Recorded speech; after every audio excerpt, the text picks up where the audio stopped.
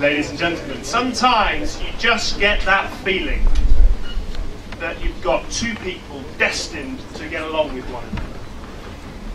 And I can still remember the night when Will first told me about Hannah.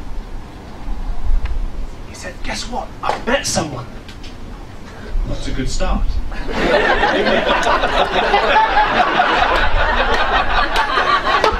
Her name's Hannah, and I'm very excited about her.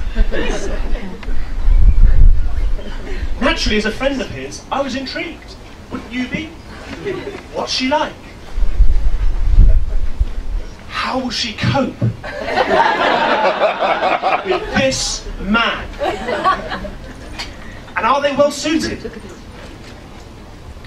Imagine my relief when I learned that Hannah is a specialist in working with difficult children.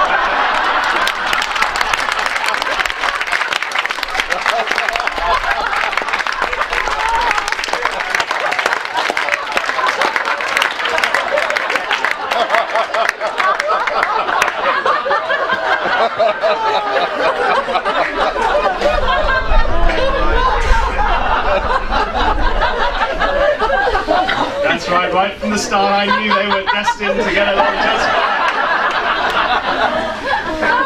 fine. I should say that Rich and I have both been presented with a challenge in these two speeches. At the start of the meal today, we were presented with 5 random words selected by the ushers, which we were required to insert into our speeches without the audience noticing. So I would invite you to look out during the course of what follows for those 5 words. I obviously shan't tell you when they come. It'll be up to you to spot them. But just to give you a hint in the right direction, the words are crocodile, semi-naked, moist, beaver, and anti-disestablishmentarianism. Now, Wim, as many of you will know, works in recruitment, and very successfully is too. And having worked in the industry myself, what I'm always struck by when it comes to the world of recruitment is the similarity between the recruitment game and the courtship game. Many may enter the race, but there's only one job in the end.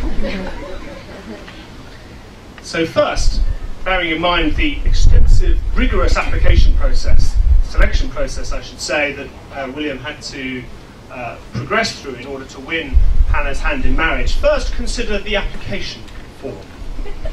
Now on paper, Wim's credentials are impeccable.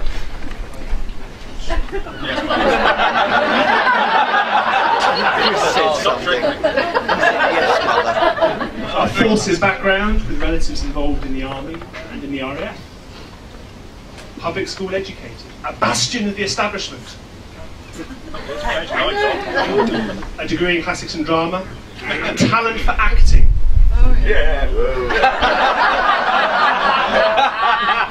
With those credentials, with this pedigree, consider, could this man be a spy? I invite you to consider the possibility that the man you thought you knew is but a myth, an illusion, a conjurer, a master in the art of concealment. Qualities of good taste, discretion, and irreproachable manners, concealed by this man for years.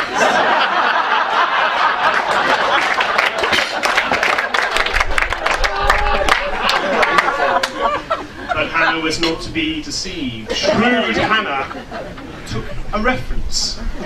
And I in fact dug up just recently and have with me here today none other than a reference taken from William's former housemaster, Mr. Duncan Langlands. Edited excerpts, obviously, but something broadly along the lines as follows. Just tell me where that boy is! It being a family wedding, I'll leave out some of the words that follow. Then just because he's left school doesn't mean I've forgiven him for what he did to Mrs. Langland's rhododendron bush. And I was impressed by this gardening prowess, and so therefore progressed Wim to the next stage of the process, the oral interview. You'll be pleased to hear that he skipped the group stage of the courtship process. Keen as ever to make a good first impression, Wynne opted for the suave, sophisticated approach. "Hey mate, take a look at my big ones!" Referring, of course, to the two 850-page hardback fantasy novels tucked into his trousers.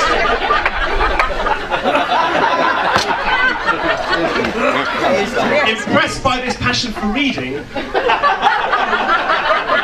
Hannah inquired about William's skills as a communicator, thereby hitting on arguably the groom's greatest strength. His ability to speak. Without doubt, this man's greatest strength. He gave some examples, a wealth of relevant experience. Take, for example, the time when he was temping for a telesales agency, flogging photocopiers to small businesses in Dusseldorf. Again, Hannah was impressed. "I didn't know you spoke German." "I don't." "So how did you communicate?" "I asked them if they spoke English."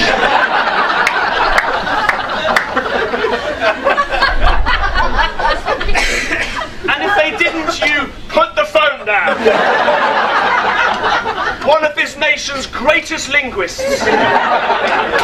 But you wouldn't know it. You wouldn't know it. And there's more, because buried deep within this man is an unbridled passion, energy, drive, and thirst, appetite for hard work, artfully concealed.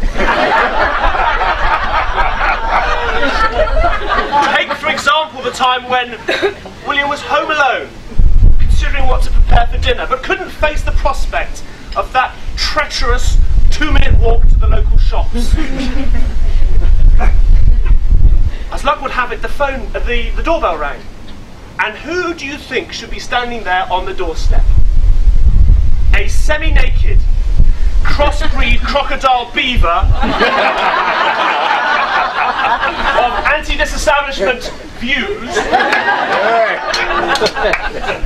moist because it was raining.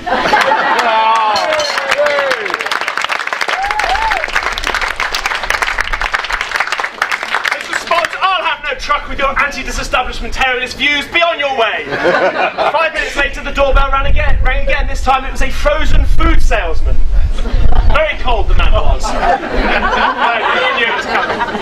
Selling bulk products at a discount price.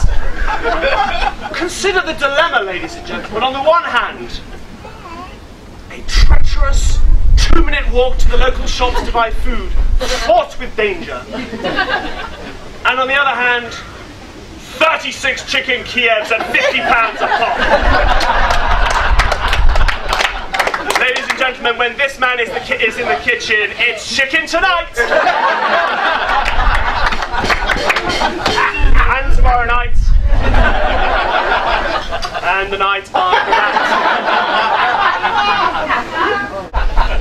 But for all these powers of concealment, there is one quality that I've yet to mention. A quality which he's never hidden. And one which Hannah spotted early in the process. Loyalty. Loyalty to his friends and loyalty to those he loves. The truth is, ladies and gentlemen, in 15 years of knowing this man, I've never known any man more loyal and more true than this man. In 15 years I've seen it with other people, and I've also been the beneficiary, and I've experienced it myself from the times when he's been there for me. William Rowe, a true friend.